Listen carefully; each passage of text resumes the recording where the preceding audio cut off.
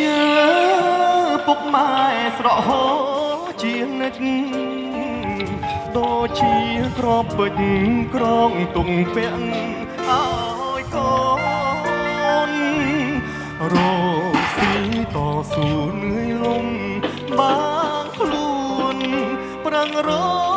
កឲ្យកូនស្រឡាញ់កូនធ្វើទាន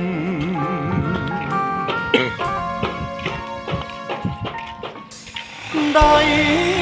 ត្រកងអបបាកំភ្លើងការពីជាតិយើងចាំងសត្វត្រីឆ្លៀនពី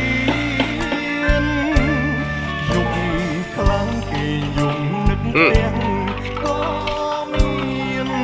ពីពេជ្ររយលៀងទុនតែងជាប់ក្នុងជើងដា